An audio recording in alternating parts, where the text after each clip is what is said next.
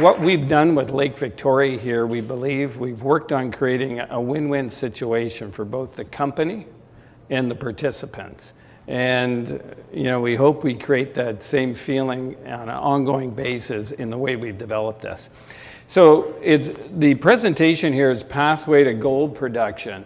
And I'm assuming that most of you are obviously in the markets. We've experienced the markets over the last year, and we're an exploration company in Tanzania. And we felt the market, the money starting to shrink and restrict our ability to explore. And so we decided we had to come up with a pathway that would keep us going forward and also take advantage of what we'd already accomplished over the years we've been in Tanzania. So just to summarize a bit of the background, we have 9 gold projects in Tanzania. Tanzania, Victor mentioned a few aspects of it. One of the reasons we've continued there and focused there is, Mark was asking me earlier, what's it like there? Is it very peaceful? Because he's from South Africa, my wife's from South Africa, and it's total difference from South Africa as far as peacefulness. You can move around there without turning around steady. Very comfortable, politically stable for over 45 years. It's actually nicknamed the Switzerland of Africa. It's mineral rich. Not only is it a host to the largest kimberlite pipe in the world, but also unique tanzanites from there. But then all the gold that is now being discovered and mined. The Mining Act is very friendly. It's international. And it's actually, as exploration goes, it's virtually unexplored. An indication of the mineral wealth is this slide here, which reflects that African Barrick is in here with 4 major mines. And Anglo Gold's there with Gaeta, who I think that's who you're referring to a few minutes ago. And then Resolute. So there's major discoveries been made, but it seems that a lot of the medium-sized mines haven't been discovered yet. Some of the biggest ones have. So there's a lot of medium and smaller ones that are going to be discovered. As we developed in Tanzania, we really started to accumulate over time a sifting process, a technical team that was really strong. Heading up on the ground there is Clive King. And one of the strongest attributes is his experience is unique to Africa, which is, we found very key, right down to the point where he speaks the language there, Swahili, as well as English. Roger Newell, who Victor already mentioned, is sitting in the table right back here. He's got a whole history of not only discovery, but actually going down the process into putting a discovery into production. Mizak Nabigian is a world-class geophysicist. He's a consultant to us, does all our geophysical interpretation. We have all our own geophysical equipment over there. And the kind of arrangement we have with him, we try and keep him busy 24/7 because, well, he doesn't get paid until we make a discovery, go into production, or sell it. So it's a really good situation. And then we have in country again is Ahmed Magoma, who has previous experience with all the big boys there, working with them and working knowledge of the country and its geology. But we had this team, and then things were starting to restrict, and the question was, where do we go from here as the markets were tightening up? And like I've already mentioned, we've operated there almost 6 years. We've spent a bunch of money in acquisition and exploration, and we spent most of this money on 4 different projects there: Kinyambwiga, Singida, Yeyoa, and Kabakari East. Now, we haven't published any of the results as far as calculations of resources or mineralization, but internally we know what it is. And we started to look at this and say, well, we know how much gold's here, there, in each of these projects. Can we put a pencil to it and start calculating, can it be commercially feasible to put in production? And is this something way out there? Not really. It's been done for hundreds of years. It's being done in countries. Zimbabwe has done that forever, and other countries have done it. It was the way it was always done in the past. When you find gold, you start mining it, and then you expand the asset. So we started to do calculations, forecasting, and realized, okay, with the markets the way they were, we were having trouble getting people just to buy equity in the company, to buy stock. And so we said, okay, a lot of people like where gold's going, would like to own it. And so the pathway we chose was, let's sell them a part of the production. And so we put together forecasting. The question came up, what about licensing? Well, 3 of the 4 projects that we are holding, where the discoveries have been made is in primary mining licenses, which allow a certain level of mining automatically. Okay, so we have the licensing in place for 3 of the 4 projects. Equipment is readily available in Africa to South Africa, which we've sussed out. And we can actually put the first project in production as early as the first quarter of 2013. And we found when we started talking in terms of this, people started to prick up their ears, okay? So, to move on here. First project we decided to move towards, I think this is a little off the screen, I don't know why, but it's Kalenuik. Kalenuik is up above there. Kalenuik project, and the reason, we had various reasons. It was our first license we ever acquired in Tanzania. It had 24 primary mining licenses on it. We'd spent acquisition dollars. We'd done a significant amount of groundwork there, drilling, and identified a target that is, in most individuals' eyes, smallish. It was 44,000 ounces within the first 40 meters. The mineralization started as little as 2 meters below the surface. You could track it just with trenching. It's, as far as infrastructure, it's just north of Lake Victoria. Power grid goes right by it, about 4 kilometers away, and it's easy to operate there. Where it's located is, this is the main city in Tanzania, the Indian Ocean, Dar es Salaam. If you go to Mwanza, that's the 2nd largest. Kalenuik is just around this bay here, located right about here, okay? Outside the town of Bunda, about 15 kilometers. All right, what we did was we got with a independent, because we didn't want to be just selling ourselves on this. So we identified Dr. David Webb. He was referred to us as an independent consultant. He's a PhD geo, and he had an engineering degree. He'd put 3 different projects in production and was working on his 4th one. And we got with him, we asked him to go to Tanzania, write a technical report on Yayoa, but please visit Singida and Kalenuik and give us an off-the-record report on each of the 3, on Yayoa, Singida, and Kalenuik. What can we do short-term there? Well, we invited him to take you on a bit of a trip to Tanzania to locate the property. We gave him all our data on Kalenuik, and he put it into his mine modeling program and came up with a bit of a mine design here that'll give you a concept of where we're going. Now, it's his voice on here, and we didn't force him to say any of this. He's going to take you on a trip there quickly, and you'll see and conceive what we have in mind for Kalenuik. As long as I can get this started. I'm Dave Webb, an independent consultant to Lake Victoria Mining with over 30 years of experience in the exploration, development, and production for Marquean gold deposits, like the Kalenuik deposit.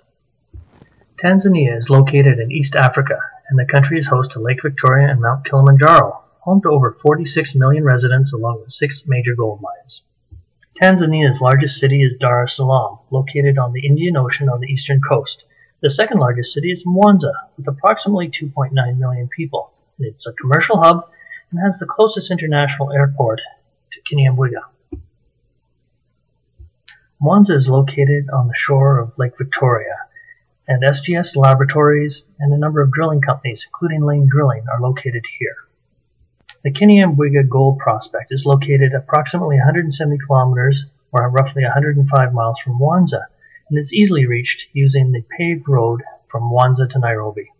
The town of Bunda is located here. The town of Bunda provides an easy access to unskilled labor and supplies.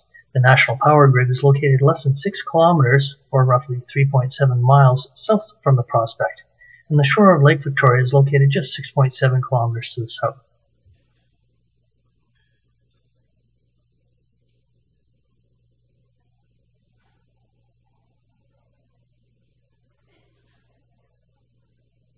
A total of 63 drill holes have been completed on the property to a maximum depth of 66 meters below surface. Gold assays, shown here in color on the drill holes, display where economically significant values have been obtained. A trend can be identified and correlations made, allowing for a Krieged block model to be developed.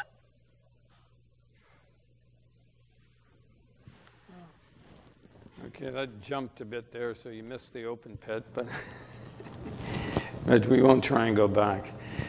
Anyway, on Kiniambwiga, we've conducted all this different exploration, 2,200 meters of trenching. You can see over 4,000 meters of RC drilling. And it's delivered an average grade when it's been krieged and calculated of 3.11 grams per ton. Interesting part, it's open at depth and it's open horizontally. This is a display of it, and what we ended up doing here was we invited Clive, because he's conducted all the exploration work, to make some comments on this relative to what he actually sees in it and what the results reveal. I'll let him speak. Whoops.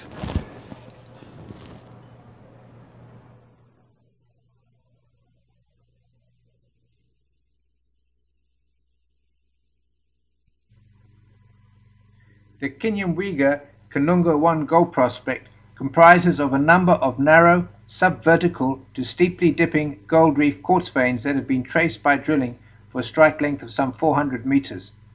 The quartz veins lie along a prominent regional east-northeast shear structure that cuts through the Nyanzin granitic rocks.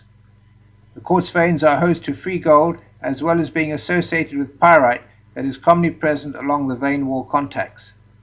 Trenching amounting to 2,230 meters, as well as 56 reverse circulation drill holes totaling 4,000 meters, have been used to estimate an inferred resource of some 40,000 ounces of gold at an average grade of 3.11 grams per ton, down to a depth of 40 to 50 meters. Noticeable high-grade shoots are present as shown in the slide, indicating the block grades attaining composite gold grades of up to 10 grams per ton. The potential to increase the gold resources of the Kanunga 1 is good, since both the strike extensions to the north-northeast and south-southwest, as well as the down-dip continuation of the gold reefs, remain open at depth.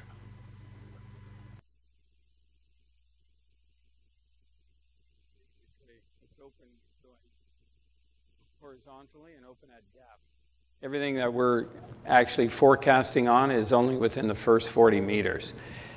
Then Clive, this is some comments, quick comments, similar to the work that David Webb did, but independent from David's. And I just want you to hear that. And this is more for the fellows in the room that are more technical. If I can find my pointer here. Oops. Oh, here we go. This plan of the Kanunga 1 prospect shows at least 4 gold reefs which have been delineated from exploration.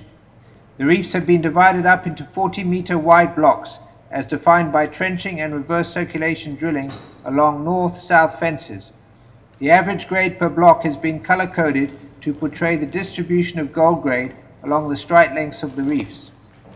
An increase of grade, as shown in red, typically occurs with the swelling of the quartz vein, whereas reduced gold grades tend to occur in the narrow portions of the veins.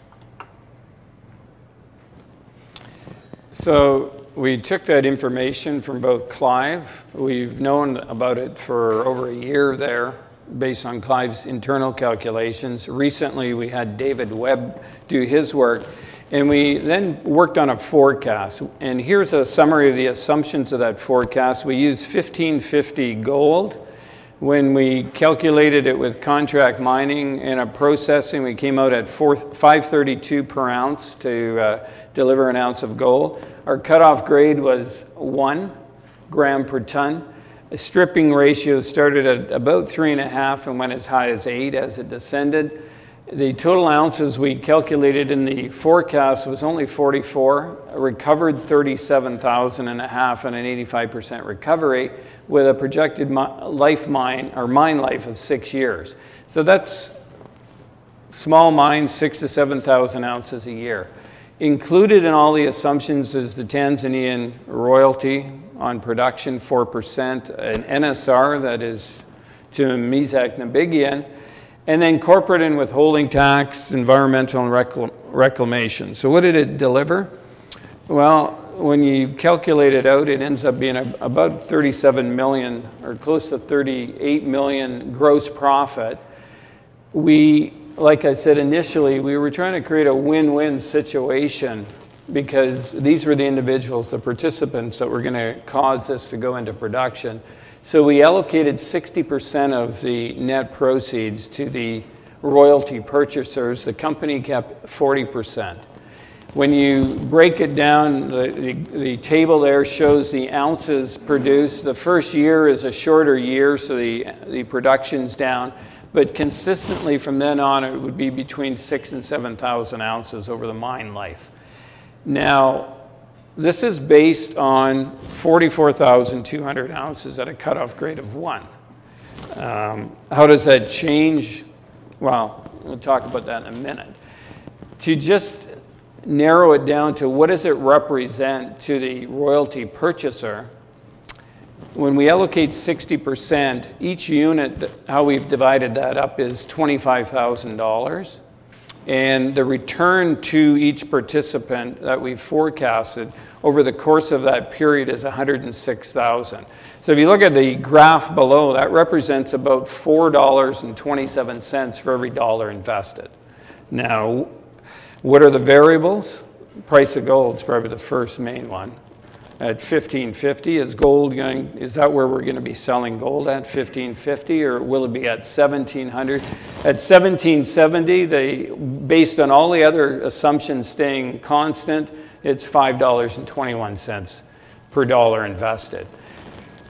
The other variable is how much is it going to cost us to contract mine it and process it? And is the average grade going to be better or worse? Is our recovery going to be 85% or 90 or 95%? And how will that affect it? But then probably the biggest single factor that will change it is the target. Is it only going to be 44,000 ounces? We've only drilled to 40 meters. So will that continue to another whatever and we go into underground? Will it extend from the 400 meters that we've identified to a kilometer and a half, 2 kilometers, and so forth? Based on just the gold price, you can see we created this chart to reflect the return as gold increases in price. What's our pathway then? We're raising a total of $3 million. It's 120 units at $25,000 a unit.